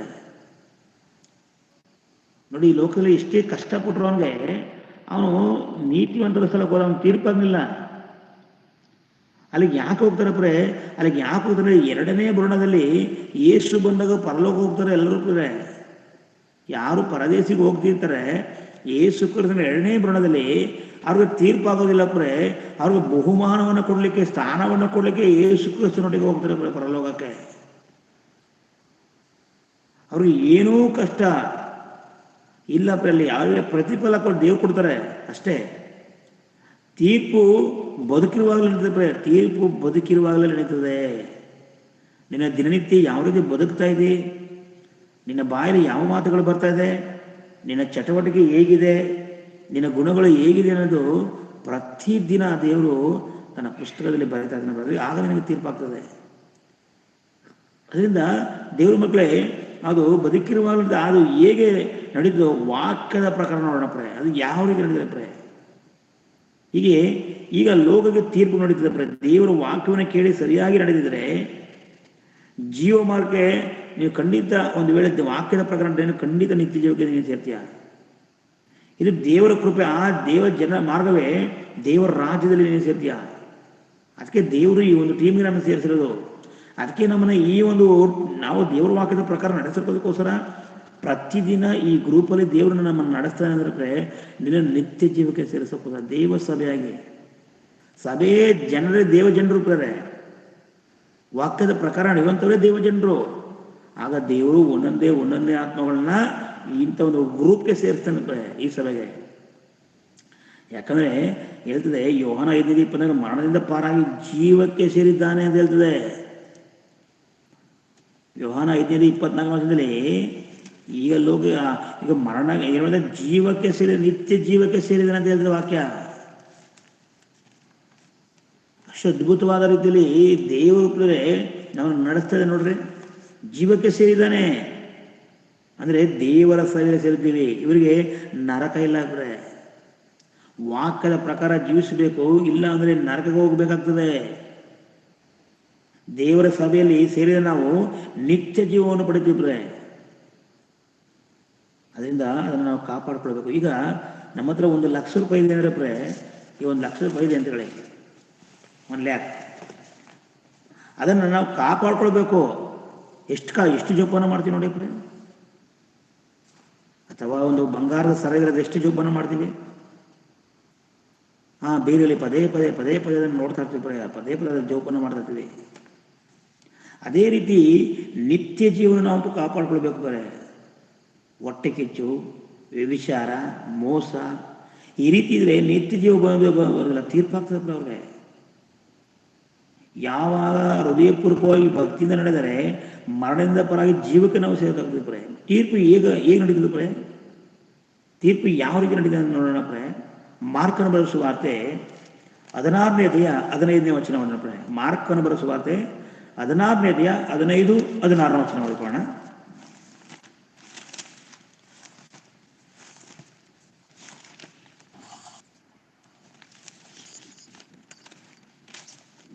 ಮಾರ್ಕ್ ಸುವಾರ್ತೆ ದೇವರ ಮಕ್ಕಳೇ 16ನೇ. ಆಮೇಲೆ ಅವರಿಗೆ, ನೀವು ಲೋಕದ ಎಲ್ಲಾ ಕಡೆಗೆ ಹೋಗಿ ಜಗತ್ತಿಗೆಲ್ಲ ಸುವಾರ್ತೆಯನ್ನು ಸಾರಿರಿ. ನಂಬಿ ದೀಕ್ಷಾಸ್ನಾನವನ್ನು ಮಾಡಿಸಿಕೊಳ್ಳುವವನು ರಕ್ಷಣೆ ಹೊಂದುವನು, ನಂಬದೆ ಹೋಗುವವನು ದಂಡನೆಗೆ ಗುರಿಯಾಗುವನು. ಸಾಕು, ಥ್ಯಾಂಕ್ ಯು ಸಿಸ್ಟರ್. ನಿಮಗೆ ಎಷ್ಟು ಅದ್ಭುತವಾದ ರೀತಿಯಲ್ಲಿ ಈ ಮಾರ್ಕನ ಸುವಾರ್ತೆಯಲ್ಲಿ ದೇವರು ಹೇಳ್ತಾನೆ, ನೀವು ಲೋಕದ ಎಲ್ಲ ಕಡೆ ಹೋಗಿ ಜಗತ್ತಿಗೆಲ್ಲ ಸುವಾರ್ತೆ ಸಾರಿರಿ. ನಂಬಿ ದೀಕ್ಷಾಸ್ನಾನ ಮಾಡಿಕೊಳ್ಳುವನು ರಕ್ಷಣೆ ಹೊಂದುವನು, ನಂಬದೆ ಹೋಗುವನು ದಂಡನೆಗೆ ಗುರಿಯಾಗುವನು. ಇಲ್ಲಿ ನಂಬಿ ದೇಹ ತೆಗೆದುಕೊಂಡರೆ ರಕ್ಷಣೆ ಇಲ್ಲ ದೀಕ್ಷಾಸ್ನಾನ ಇಲ್ಲದವನು ರಕ್ಷಣೆ ಇಲ್ಲ. ಇವತ್ತು ನೋಡಿ ಅನೇಕ ಡಿನಾಮಿನೇಷನ್ಗಳಲ್ಲಿ ಇನ್ನು ಬಸ್ಸಲ್ಲಿ ಪ್ರಯಾಣ ಮಾಡಬೇಕಂದ್ರೆ ನಿನಗೆ ಟಿಕೆಟ್ ಇರಬೇಕು. ನೀನು ಬೇರೆ ದೇಶಕ್ಕೆ ಹೋಗ್ಬೇಕಂದ್ರೆ ನೀನು ವೀಸಾ ಮಾಡಿರ್ಬೇಕು. ಒಂದೊಂದು ಕಾನೂನು ಕಟ್ಟಡಗಳಿದೆ, ಅದಕ್ಕೆ ಒಳಪಡಲಿಲ್ಲ ಅಂದರೆ ನಿನ್ನ ಅದರಲ್ಲಿ ಪ್ರಯಾಣ ಮಾಡೋಕ್ಕಾಗಲ್ಲ. ಹಾಗಿರುವಾಗ ದೇವರು ಎಷ್ಟು ಕ್ಲಿಯರೆನ್ಸ್ ಆಗಿ ನೀನು ನೀರಲ್ಲಿ ಮುಳುಗಬೇಕು, ದೀಕ್ಷಾನ ತೆಗೆದುಕೊಳ್ಬೇಕು, ರಕ್ಷಣೆ ಹೊಂದಬೇಕು ಅಂತ ದೇವರು ಹೇಳಿದ್ರೆ, ಇವತ್ತು ಅನೇಕರು ಮಕ್ಕಳಿಗೆ ದೀಕ್ಷಾನ ಕೊಡ್ತಾ ಇದ್ದಾರೆ, ಚಿಂಸಿ ಕೊಡ್ತಾ ಇದ್ದಾರೆ. ನೋಡಿ ಯಾವ ರೀತಿ ಸಹಿತನನ್ನು ಮಾಡಿದ್ದಾನೆ ವಾಕ್ಯಗಳನ್ನು. ಒಬ್ಬೊಬ್ಬರು ಒಂದೊಂದು ನಡ್ಕೊಳ್ತಾ ಇದ್ದಾರೆ. ದೇವರು ಹೇಳಿದ್ರೆ ನೀವು ಜಗತ್ತಿಗೆಲ್ಲ ಹೋಗಿ ಸುವಾರ್ತೆ ಅಂದ್ರೆ ಏನು? ಯೇಸು ಕ್ರಿಸ್ತನ ಜನನ, ಯೇಸು ಕ್ರಿಸ್ತನ ಮರಣ, ಯೇಸು ಕ್ರಿಸ್ತನ ಪುನರುತ್ಥಾನ. ನೋಡಿ 1 ಕೊರಿಂಥ 15ನೇ ಅಧ್ಯಾಯ 3ನೇ ವಚನ ನೋಡಿ, ಪೌಲನು ಎಷ್ಟು ಚೆನ್ನಾಗಿ ಬರೆದಾನೆ 1 ಕೊರಿಂಥ ಪುಸ್ತಕ 15ನೇ ಅಧ್ಯಾಯ 3ನೇ ವಚನ.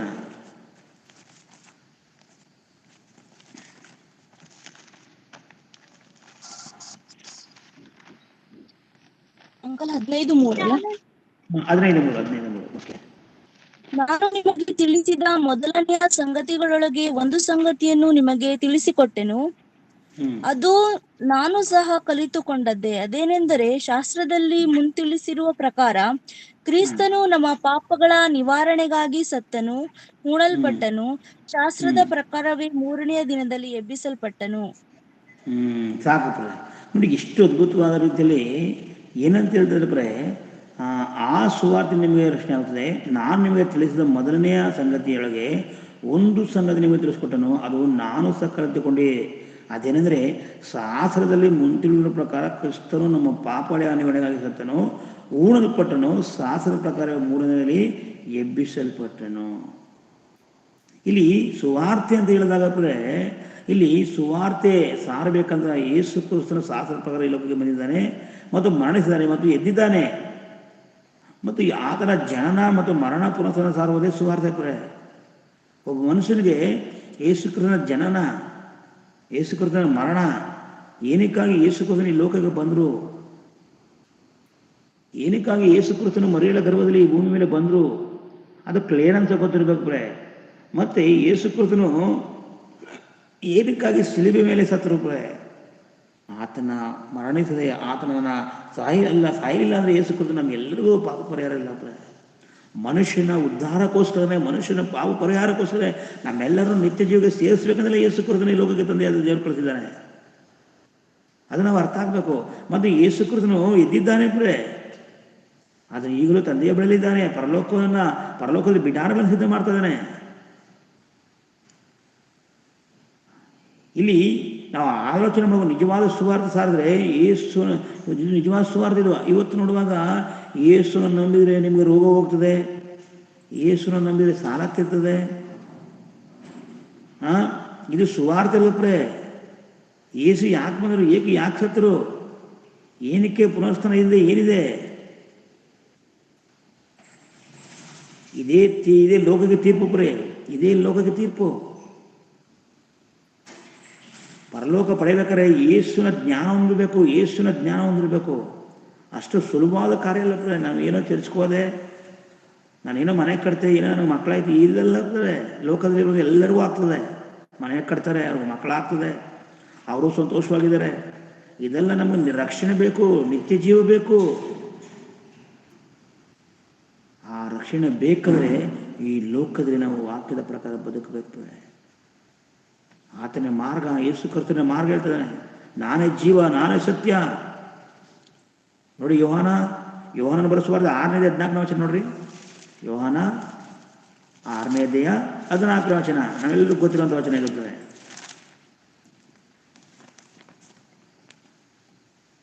ಯೋಹಾನ 6:4 ವಚನ. ಆ ಕಾಲದಲ್ಲಿ ಯೆಹೂದ್ಯರು ಪಸ್ಕ ಹಬ್ಬವು ಹತ್ತಿರವಾಗಿತ್ತು. ಹೀಗಿರಲಾಗಿ ಯೇಸು ಕಣ್ಣೆತ್ತಿ ನೋಡಿದಾಗ ಬಹು ಜನರ ಗುಂಪು ಆತನ ಬಳಿಗೆ ಬರುವುದನ್ನು ಕಂಡು, ಇವರ ಊಟಕ್ಕೆ ನಾವು ಎಲ್ಲಿಂದ ರೊಟ್ಟಿ ಕೊಂಡು ಬರೋಣ? 14 ಓಕೆ, ಸರಿ 14. ಒಂದು ನಿಮಿಷ ನಾನು ನೋಡ್ತೀನಿ.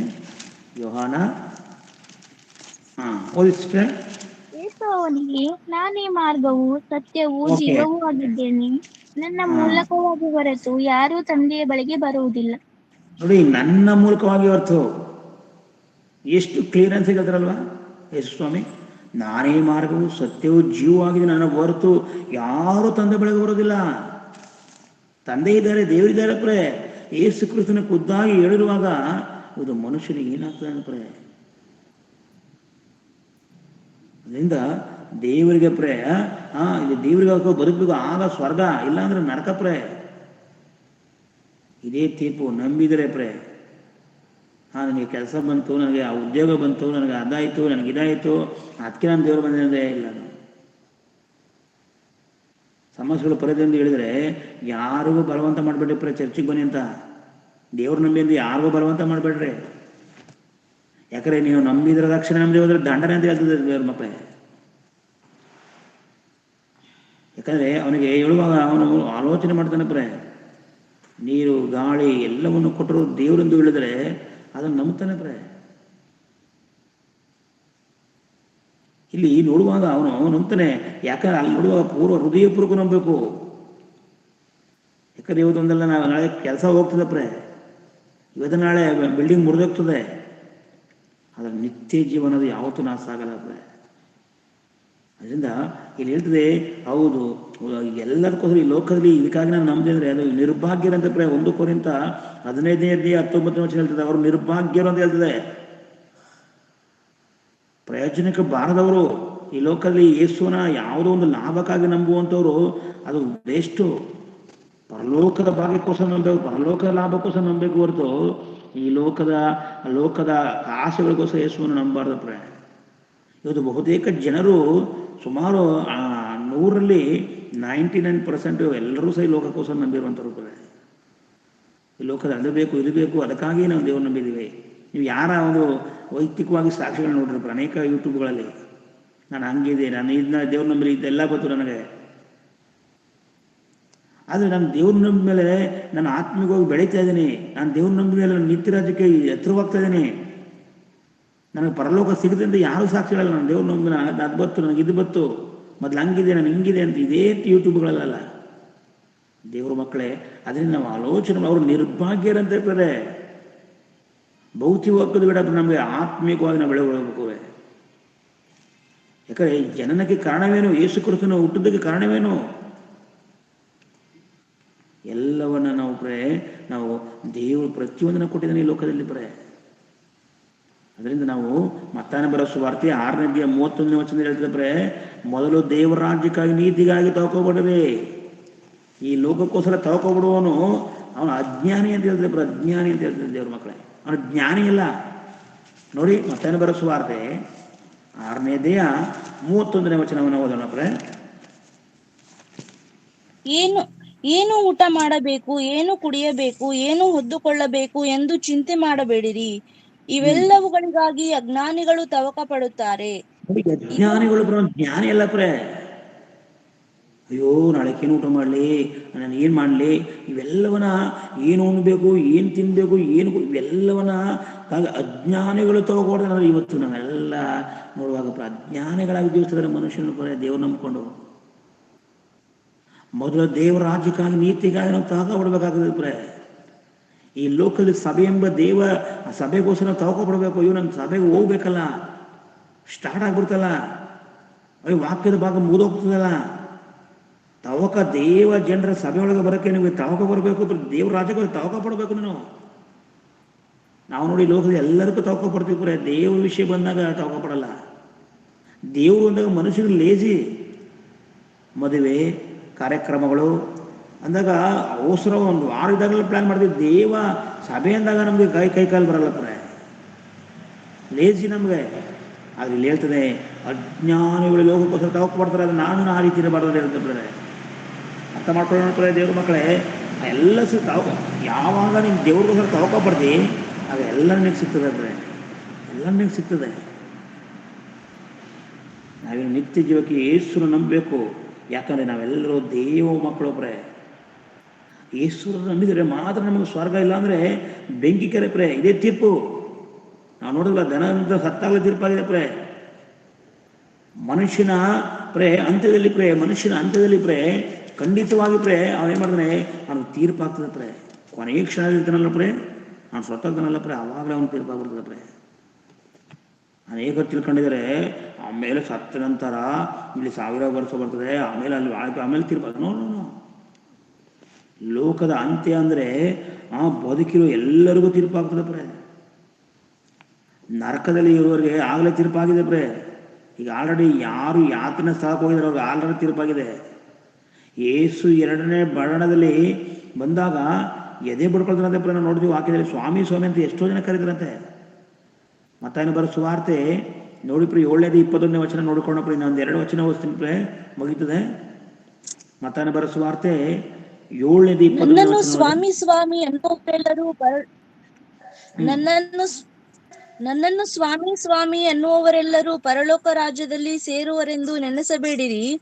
ಪರಲೋಕದಲ್ಲಿರುವ ನನ್ನ ತಂದೆಯ ಚಿತ್ತದಂತೆ ನಡೆಯುವವನೇ ಪರಲೋಕ ರಾಜ್ಯಕ್ಕೆ ಸೇರುವನು. ಸ್ವಾಮಿ ಸ್ವಾಮಿ, ನಿನ್ನ ಹೆಸರಿನ ಮೇಲೆ ನಾವು ಬೋಧನೆ ಹೇಳಲಿಲ್ಲವೇ? ನಿನ್ನ ಹೆಸರಿನ ಮೇಲೆ ದೆವ್ವಗಳನ್ನು ಬಿಡಿಸಲಿಲ್ಲವೇ? ನಿನ್ನ ಹೆಸರಿನ ಮೇಲೆ ಅನೇಕ ಮಹತ್ ಕಾರ್ಯಗಳನ್ನು ಮಾಡಲಿಲ್ಲವೇ ಎಂದು ಆ ದಿನದಲ್ಲಿ ಎಷ್ಟೋ ಜನರು ನನಗೆ ಹೇಳುವರು. ಆಗ ನಾನು ಅವರಿಗೆ, ನಾನೆಂದು ನಿಮ್ಮ ಗುರುತು ಕಾಣೆನು. ಧರ್ಮವನ್ನು ಮೀರಿ ನಡೆಯುವವರೇ ನನ್ನಿಂದ ತೊಲಗಿ ಹೋಗಿರಿ ಎಂದು ಎಲ್ಲರ ಮುಂದೆ ಹೇಳಿಬಿಡುವೆನು. ಎಷ್ಟು ಜನರಿದ್ದಾರೆ ನೋಡಿ ಇಲ್ಲಿ. ಎಷ್ಟೋ ಅನೇಕರು ಅಂತ ಹೇಳ್ತಿರ್ತಾರೆ, ಬಹಳ ಮಂದಿ ಅಂತ ಹೇಳ್ತಾರೆ. ಸ್ವಾಮಿ ಸ್ವಾಮಿ, ಕುಂತರು ಸ್ವಾಮಿ, ನಿಂತರು ಸ್ವಾಮಿ, ಸ್ವಾಮಿ ಸ್ವಾಮಿ, ಪ್ರಾರ್ಥನೆ ಮಾಡೋದು ಸ್ವಾಮಿ. ನೋಡಿ, ತಂದೆ ಚಿತ್ರದಿಂದ ನಡೀಲಿಲ್ಲ ಅಂದ್ರೆ ಪ್ರೇ ಎಷ್ಟೋ ಜನ ನಾನು ದೇವ್ರು ಬಿಡಿಸ್ತೀನಿ ಅಂತ ಇವತ್ತು ನೋಡಿ ಬರೀ ಎಲ್ಲ ದೇವ್ರು ಬಿಡಿಸ್ತೀನಿ ಅಂದರೆ ಬರೀ ದೇವ ಅಂದರೆ ಏನೋ ಗೊತ್ತಿಲ್ಲ ಅವ್ರೆ. ಬರೀ ಅದ್ಭುತ, ನಾನು ಸೂಚಕ ಕಾರ್ಯಗಳು ಮಾಡ್ತೀನಿ. ದೊಡ್ಡ ದೊಡ್ಡ ಸ್ಟಾರ್ಗಳಾಗಿದ್ದಾರೆ ಇವತ್ತು. ಅದಕ್ಕೆ ದೇವರು ಹೇಳ್ತಿದ್ದಾನೆ, ಹೌದು ತಪ್ಪು ತಪ್ಪು ಬೋಧನೆಗಳು ಪ್ರೇ, ಅದಕ್ಕೆ ಧರ್ಮವನ್ನು ಮೀರಿ ನಡೆದಿರಿ, ನನಗೆ ತಲುಪು ಹೋಗಿರಿ. ಇವರೆಲ್ಲರ ಥರ ಅಂತ ಅರ್ಥ ಮಾಡ್ಕೊಳ್ರಿ. ಅದರಿಂದ ದೇವ ಜನರಾದ ನಾವು ನಮ್ಮ ಮೂಲಕ ತೀರ್ಪಾಗ್ತದೆ ಪ್ರೇ. ಅವ್ರಿಗೆ ಹೇಳು, ಕೇಳಿಲ್ಲ ಅಂದ್ರೆ ಬಿಟ್ಬಿಡು ಅವ್ರನ್ನ. ಯಾಕಂದ್ರೆ 1 ಕೊರಿಂಥ 6ನೇ 2ನೇ ಒಂದು ಕೊನೆಯ ಮಾತು ಹೇಳ್ತಾರೆ. 1 ಕೊರಿಂಥ 6ನೇ 2ನೇ ಲೋಕಕ್ಕೆ ದೇವ ತೀರ್ಪು ಮಾಡ್ತಾರೆ. ನಾವು ಪ್ರಾರಂಭ ವಾಚನ ನೋಡುದು, ದೇವ ಜನರು ಲೋಕಕ್ಕೆ ತೀರ್ಪು ಮಾಡ್ತಾರೆ ಅಂತ ಹೇಳ್ತಾರೆ. ನಿಮ್ಮಲ್ಲಿ ಯೇಸು ಮಾತ್ರ ಕಾಣಬೇಕು. ನಮ್ಮಲ್ಲಿ ಕಪಟ, ಹೊಟ್ಟೆ ಕಿಚ್ಚು, ಮೋಸ ಇದ್ರೆ ನೀನು ದೇವ ಜನರಲ್ಲ ಬರೆ. ನೀನು ದೇವ ಜನರಲ್ಲ, ದೇವರಿಗೆ ಸಂಬಂಧಪಡೋಲ್ಲ. ನೀನು ಹೊಟ್ಟೆ ಕಿಚ್ಚು, ಮೋಸ, ಒಂದು ವೇಳೆ ಅದರಲ್ಲಿ ಯಾವುದೋ ರೀತಿ ನೀನು ದೇವ ಜನರಲ್ಲ. ನೀನು ದೇವ ಜನರಲ್ಲ ಪ್ರೇ. ಜಾಗ್ರತೆ ಪ್ರೇ. ಯಾವಾಗ ಪ್ರಾಣ ಹೋಗ್ತೋ ಗೊತ್ತಿಲ್ಲ. ನೀನು ಸರಿಯಾಗಿ ಇದ್ರೆ, ಇಲ್ಲದಿದ್ರೆ ಖಂಡಿತ ಸರಿಯಾಗಿರೋ ಬೆಂಕಿ ಕೆರೆ ತಪ್ಪಿಸ್ಕೊಳ್ತೀಯ. ಇದು ತೀರ್ಪು. ನಾನು ನೋಡಬೇಡ್ರಿ, ಪದೇ ಪದೇ ನಾವು ಬನ್ನಿ ಅಂತ ಪ್ರೇ ಯಾರು ಕರೆಯಕ್ಕೆ ಹೋಗ್ಬೇಡ್ರಿ ಪ್ರೇ. ಬನ್ನಿ ಸಿಸ್ಟರ್ ಅಂತ ಕರೆಯಕ್ಕೆ ಹೋಗ್ಬೇಡ್ರಿ ಪ್ರೇ. ಒಂದು ಸಾವಿನ ವಾಕ್ಯದ ಪ್ರಕಾರ ಅವ್ರು ನೀನು ಹೇಳಿದ್ಮೇಲೆ ಅವ್ರು ಬರೋದು ಬಿಡೋದು ಅವ್ರಿಗೂ. ಅದಕ್ಕೆ ದೇವರ ಗ್ರಂಥ ಕೊಟ್ಟಿದ್ದಾರೆ ಪ್ರೇ. ಭಾರತ ಸಂವಿಧಾನದಲ್ಲಿ ಸರಿಯಾಗಿರ್ಬೇಕಂತ ಸಂವಿಧಾನ ಕೊಟ್ಟಿದ್ದಾರೆ ಪ್ರೇ ಬಾಬಾ ಸಾಹೇಬ್ ಅಂಬೇಡ್ಕರ್. ಯಾರು ಈ ಸಂವಿಧಾನಕ್ಕೆ ವಿರುದ್ಧವಾಗಿ ನಡ್ಕೊಂಡ್ರೆ ಅವ್ರಿಗೆ ಶಿಕ್ಷೆ. ಅದೇ ರೀತಿ ನಮಗೆ ದೇವರು, ಕ್ರೈಸ್ತರಾದ ನಮಗೆ ದೇವರು ಬೈಬಲ್ ಕೊಟ್ಟಿದ್ದಾರೆ ಪ್ರೇ. ಬೈಬಲ್ ಗ್ರಂಥಗಳು ಕೊಟ್ಟಿದ್ದಾರೆ ಇದೆ. ಅದರಿಂದ ನಾವು ಸ್ವರ್ಗ ಬೇಕು ಅಂದರೆ ನಾವು ಹುಡುಕಿದ್ರು ಅದಾಗ ನಿಮ್ಗೆ ಜೀವ ಸಿಗ್ತದೆ ಪ್ರೇ. ಜೀವ ಕಿರೀಟ ಸಿಗ್ತದೆ ಪ್ರೇ. ಜೀವ ಕಿರೀಟ. ಅದರಿಂದ ನಾವು ಯಾವಾಗಲೂ ಸಹ ಪ್ರೇ ಹೌದು ಲೋಕಕ್ಕೆ ಪ್ರೇ ನಾವು ತೀರ್ಪು ಮಾಡುವಂಥದ್ದಾಗಿದೆ ಪ್ರೇ. ಪರಿಶುದ್ಧರು ಮಾತ್ರ ಲೋಕಕ್ಕೆ ತೀರ್ಪು ಮಾಡುವಾಗಿದ್ದಾರೆ ಪ್ರೇ. ಅದರಿಂದ ಈ ಮಾತನ್ನು ನೀವು ಅರ್ಥ ಮಾಡ್ಕೊಳ್ಳಿ ಪ್ರೇ. ಅರ್ಥ ಮಾಡಿಕೊಂಡು ಈ ಭೂಮಿಯಲ್ಲಿ ನಾವು ವಾಕ್ಯದ ಪ್ರಕಾರ ಬದುಕೋಣ ಪ್ರೇ. ಯಾಕಂದ್ರೆ ನಾವು ಒಬ್ಬರದ ವಿಲ್ಸನ್ ಹೇಳಿದಂಗೆ ನಾವು ಅವ್ರು ಸರಿಲ್ಲ ಇವ್ರು ಸರಿ ಅಂದ್ರೆ ನಾವು ತೀರ್ಪು ಮಾಡೋದಿಲ್ಲ ಪ್ರೇ. ಯಾಕಂದ್ರೆ ನಾವು ತೀರ್ಪು ಮಾಡೋ ನಮಗೂ ತೀರ್ಪು ಆಗ್ತದೆ ಪ್ರೇ. ನಾನು ಪ್ರತಿನಿತ್ಯ ನಾನು ಒಂದು ವೇಳೆ ಈ ಗೂಗಲ್ ಮೀಟಿಂಗ್ ನಾನು ಬರಲಿಲ್ಲ ಅಂದ್ರೂ ಸಹ ನಾನು ಸಾಯಂಕಾಲ ಆದಮೇಲೆ ಆ ಒಂದು ರಿಪೀಟ್ ಆಗಿದೆ ಅಂತಂದ್ರೆ ನಾನು ನೋಡ್ತಾ ಇದ್ದೀನಿ ಬರೀ ಯಾರು ಏನು ವಾಕ್ಯ ಕೊಟ್ಟಿದ್ದಾರೆ ಅಂತ. ನಾನು ಪ್ರತಿದಿನ ಎವ್ರಿಡೇ ನಾನು ಕೇಳ್ತಾ ಇರ್ತೀನಿ. ನಾನು ನೋಟ್ಸ್ ಮಾಡ್ಕೊಳ್ತೀನಿ, ಇಲ್ಲ ನಾನು ಬರ್ಕೊಳ್ತೀನಿ ಪ್ರೇ. ನಾನು ಸಭೆಯಲ್ಲಿ ಟೀಚ್ ಮಾಡ್ತಾ ಇದ್ದೇನೆ. ಪ್ರತಿಯೊಬ್ಬರು ಅವ್ರು ಕೊಡುವಂಥ ವಾಕ್ಯವನ್ನು ನಾನು ಒಂದು ವೇಳೆ ಇವತ್ತು ಕೇಳಿಲ್ಲ ಅಂದ್ರೆ ನಾಳೆ ಏನಾದ್ರು ಕೇಳಿ ರಿಪೀಟ್ ಮಾಡಿ ನಾನು ಕೇಳ್ಕೊಂಡು ನೋಟ್ಸ್ ಮಾಡ್ಕೊಳ್ತೀನಿ ಪ್ರೇ. ದೇವಜನರು, ಯಾಕಂದರೆ ಒಂದು ಕೊನೆಯ ದಿನಗಳು ನಾವು ಇದ್ದೀವಿ. ವಾಕ್ಯವನ್ನು ಕಲಿಯಬೇಕು. ವಾಕ್ಯ ಕೇಳಿದಷ್ಟು ನಾವು ಪರಿಶುದ್ಧರಾಗ್ತೀವಿ ಪ್ರೇ. ಪಾತ್ರನ ಎಷ್ಟು ಚೆನ್ನಾಗಿ ಸೋಪಾಗಿ ತೊಳೆದು ಅಷ್ಟು ಕ್ಲೀನ್ ಆಗ್ತದೆ ಪ್ರೇ. ಅದೇ ಥರ ನಾವು ಎಷ್ಟು ವಾಕ್ಯನ ಕೇಳ್ತೀವಿ ಪ್ರೇ ಅಷ್ಟು ನಾವು ಪರಿಶುದ್ಧರಾಗೋದಕ್ಕೆ ಪಾಪ ಮಾಡಲಿಕ್ಕೆ ಅವಕಾಶ ಇಲ್ಲ ಪ್ರೇ. ಯಾವಾಗ ವಾಕ್ಯವನ್ನು ಕೇಳದೆ, ಯಾವಾಗ ನಾವು ಪ್ರಾರ್ಥನೆ ಇಲ್ಲದೆ ಇರ್ತೀವೋ ಸೈತಾನನು ನಮ್ಮ ಒಂದೊಂದಾಗಿ ಬಂದು ನಮ್ಮ ದೇಹವನ್ನು ಹಾಳು ಮಾಡ್ತಾನೆ ಪ್ರೇ. ನಮ್ಮ ಹೃದಯವನ್ನು ಹಾಳು ಮಾಡ್ತಾನೆ ಪ್ರೇ. ದೇವರ ಗರ್ಭಗುಡಿನ ಹಾಳು ಮಾಡ್ತಾನೆ ಪ್ರೇ. ಅದರಿಂದ ನಾವು ಲೋಕಕ್ಕೆ ತೀರ್ಪು ಮಾಡ್ತಾ ಇದ್ದೀವಿ ಪ್ರೇ. ನಾವೇ ಲೋಕಕ್ಕೆ ತೀರ್ಪು ಮಾಡೋದು, ನಾವೇ ಜಡ್ಜ್ ಅಂತ ಅಧಿಕಾರ ದೇವರು ನಮಗೆ ನಿಮಗೆ ಕೊಟ್ಟಿದ್ದಾನೆ ಪ್ರೇ. ಅದನ್ನು ನಾವು ಅರ್ಥ ಮಾಡಿಕೊಂಡು ಈ ಭೂಮಿಯಲ್ಲಿ ದೇವರು ನಿಮ್ಮನ್ನು ನನ್ನನ್ನು ಯಶಸ್ವಿಯಾಗಿ ನಡೆಸಲಿ. ಈ ಒಂದು ಕಾರ್ಯಕ್ರಮ ಇನ್ನೂ ಅದ್ಭುತವಾಗಿ ನಡೆಯಲ್ಪಡಲಿ. ಕರ್ನಾಟಕದಲ್ಲಿ ಅನೇಕರನ್ನ ಸತ್ಯದ ಮಾರ್ಗದಲ್ಲಿ ನಡೆಸಲಿ ಅಂತ ನಾವೆಲ್ಲರೂ ಹಾರೈಸುತ್ತಾ, ದೇವರು ನಿಮ್ಮೆಲ್ಲರಿಗೂ ಈ ಸಂದೇಶ ಅರ್ಥವಾಗಿದೆ ಅಂತ ನಾನು ಹಾರೈಸುತ್ತಾ ನಂಬುತ್ತಾ ನಿಮ್ಮೆಲ್ಲರನ್ನ ಕರ್ತನಾದ ಯೇಸು ಕ್ರಿಸ್ತನಲ್ಲಿ ವಂದಿಸಿಕೊಳ್ಳುತ್ತಾ ನಾನು ಕೊನೆಯದಾಗಿ ಪ್ರಾರ್ಥನೆ ಮಾಡಿ ಈ ಒಂದು ವಾಕ್ಯದ ಭಾಗವನ್ನು ಮುಗಿಸ್ಲಿಕ್ಕೆ ನಾವು ಹೋಗ್ತಾ ಇದ್ದೇನೆ. ಎಲ್ಲರೂ ನಾವು ಕಣ್ಣುಗಳ ಮುಚ್ಚೋಣ ಪ್ರೇ. ನಮ್ಮನ್ನು ಬಹಳವಾಗಿ ಪ್ರೀತಿಸಿದಂಥ ಪರಲೋಕ ತಂದೆ, ನಿಮ್ಮ ನಾಮಕ್ಕೆ ವಂದನೆಗಳು, ಸ್ತೋತ್ರಗಳಪ್ಪ ತಂದೆ. ಯಾವುದಕ್ಕೂ ಬಾರದ ನಮ್ಮನ್ನ ದೇವರೇ ರಾತ್ರಿ ಒಳ್ಳೆಯ ನಿದ್ರೆಯನ್ನು ಕೊಟ್ಟು ಈ ಮುಂಜಾನೆ ನಿಲ್ಲಿಸಿದ್ದೇವೆ. ಈ ಗ್ರೂಪ್ ಮೀಟಿಂಗ್ಗೆ ದೇವರೇ ಸ್ವಲ್ಪ ಸಮಯ ಸಂದೇಶವನ್ನು ಹಂಚಿಕೊಳ್ಳೋದಕ್ಕೆ ಕೃಪೆಗಾಗಿ ನಿಮಗೆ ಸ್ತೋತ್ರ ತಂದೆ. ಈ ಮಾತುಗಳೆಲ್ಲ ಸತ್ಯ ದೇವರೇ, ಸತ್ಯವಾದ ಮಾತುಗಳನ್ನು ಕರ್ತನ ಪವಿತ್ರಾತ್ಮ ಮೂಲಕ ನಮ್ಮನ್ನು ನಡೆಸ್ಕೊಡಿದೆಯಪ್ಪ. ಈ ವಾಕ್ಯವನ್ನು ಕೇಳಿದ ಎಲ್ಲ ಮಕ್ಕಳು ಇದನ್ನು ಅರ್ಥ ಮಾಡಿಕೊಂಡು ಅನೇಕರಿಗೆ ವಾಕ್ಯವನ್ನು ಶೇರ್ ಮಾಡಲಿಕ್ಕೆ ನೀನು ಸಹಾಯ ಮಾಡಪ್ಪ ತಂದೆ. ಈ ಒಂದು ಗ್ರೂಪಲ್ಲೇ ಸೇವೆ ಮಾಡಿದ ಎಲ್ಲ ಮಕ್ಕಳಿಗಾಗಿ ಪ್ರಾರ್ಥಿಸ್ತೇನೆ. ಪ್ರತಿಯೊಬ್ಬರನ್ನ ಮುಟ್ಟಿನ ಬಲಪಡಿಸು. ಯಾರೆಲ್ಲ ದೇವರ ವಾಕ್ಯವನ್ನು ಕೊಡ್ತಾ ಇದ್ದಾರೆ ಅವರೆಲ್ಲರನ್ನ ಇನ್ನೂ ಆತ್ಮಿಕವಾಗಿ ಬೆಳೆಸಪ್ಪ. ಅನೇಕ ದೇವ ಜನರು ಬಂದು ದೇವರೇ ಈ ಗ್ರೂಪ್ನಲ್ಲಿ ಸೇರಿಕೊಂಡು ದೇವರೇ ಆ ತೀರ್ಪು ಆಗಬಾರ್ದಂದ್ರೆ ದೇವರೇ ಈ ಗ್ರೂಪ್ನಲ್ಲಿ ಬಂದು ದೇವರೇ ವಾಕ್ಯದ ಪ್ರಕಾರ ಜೀವಿಸ್ಲಿಕ್ಕೆ ನೀನು ಸಹಾಯ ಮಾಡು. ನಮ್ಮೆಲ್ಲರಿಗಿಂತ ಅವಕಾಶ ಮಾಡಿಕೊಡೋದಕ್ಕಾಗಿ ಸ್ತೋತ್ರ ದೇವರೇ. ಈ ಒಂದು ಅವಕಾಶವನ್ನು ದೇವರೇ ನನಗೆ ಕೊಟ್ಟದಕ್ಕಾಗಿ ವಂದನೆಗಳಪ್ಪ. ತಿರುಗಂದಾವರ್ತಿ ಎಲ್ಲರನ್ನ ಕರಗಳು ಒಪ್ಪಿಸಿಕೊಡ್ತಾ ತಿರುಗಿ ಬರ್ತೀನಿ ನಿಮ್ಮದಾಗಿ ವಾಗ್ದಾನ ಮಾಡಿದ ಯೇಸು ಕ್ರಿಸ್ತನ ಪ್ರಾರ್ಥನೆ ದೇವರೇ ಆಮೇಲೆ. ಅಂತ್ಯಾಶೆ ನಮ್ಮ ತಂದೆಯಾದ ದೇವರ ಪ್ರೀತಿಯು, ಯೇಸು ಕ್ರಿಸ್ತನ ಪ್ರೀತಿಯು, ಪರಿಶುದ್ಧಾತ್ಮನ ಸಮಾಧಾನ ಐಕ್ಯತೆಯು ಹೀಗೆ ತಾನೇ ವಾಕ್ಯವನ್ನು ಕೇಳಿದ ಮಕ್ಕಳೊಟ್ಟಿಗೂ ಎಲ್ಲ ಪರಿಶುದ್ಧರೊಟ್ಟಿಗೂ ನಿತ್ಯ ಕಾಲಕ್ಕೂ ತಿರುಗಲಿ. ಆಮೇಲೆ. ಎಲ್ಲರಿಗೂ ವಂದನೆಗಳು.